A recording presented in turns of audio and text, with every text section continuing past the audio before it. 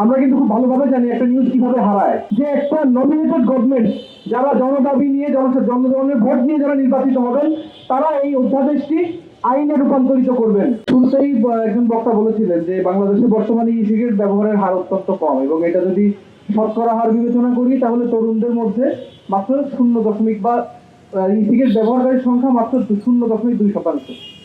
বর্তমান যে সরকার ক্ষমতায় এসেছেন এত বড় একটা জনদাবি নিয়ে, এত বড় বড় সংখ্যার মানুষের ভোট নিয়ে, তাহলে এই সরকার কাদের কথা শুনবেন? এই মাত্র 0.2% মানুষের কথা, নাকি বাকি যারা এই সিগারেট গ্রহণ করেন না তাদের কথা? এটা সরকারের কাছে আমার প্রশ্ন থাকলো। আপনাদের কাছে আরেকটা বিষয়, আমার সামনে কিছু মিডিয়ার মানুষজন আছেন, তাদের প্রতি একটা কথা বলি, বা আমাদের সাথে যারা আছেন অধিকাংশই জানেন যে প্রায় বছরখানেক আগে একটা নিউজ এসেছিল মিডিয়াতে যে ই সিগারেটের মাধ্যমে বিভিন্ন রকম যে অন্যান্য নেশাজাত দ্রব্য, বিশেষ করে গাঁজার যে মূল উপাদান THC, এইটার যে লিকুইড ফর্ম সেটা ব্যবহার করা হয়।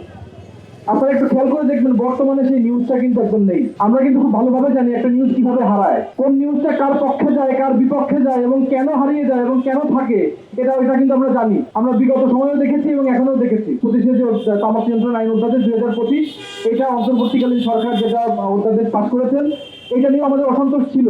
আমরা সেজন্য আগেও দাঁড়িয়েছি এবং আমরা আশা করেছিলাম যে একটা নমিনেটেড গভর্নমেন্ট যারা জনদাবি নিয়ে জনগণের ভোট নিয়ে যারা নির্বাচিত হবেন তারা এই অধ্যাদেশটি আইনে রূপান্তরিত করবেন। কিন্তু বাস্তবে কি দেখা গেল? তারা আইনে রূপান্তরিত করছেন, কিন্তু করতে গিয়ে এই দেখুন আমার শরীরে যে কাপড় পরা আছে, কাপড় পরার মূল কারণটাকে আমার লজ্জা নিবারণ করা।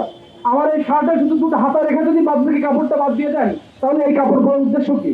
ঠিক বর্তমানে যে অধ্যাদেশটি আইনে রূপান্তর করার যে উদ্যোগ নিচ্ছে সরকার, এটি সেরকমই হচ্ছে। লজ্জা নিবারণের জন্য যে কাপড় পরা, সেই কাপড়ের মূল অংশটি বাদ দিয়ে পারিপার্শ্বিক অংশটা রাখা হচ্ছে। তাহলে এই যে আইন, আলটিমেটলি এই আইনটা আমাদের যে জনদাবি ছিল সেই জনদাবি কোনোভাবেই পূরণ করতে পারছে না।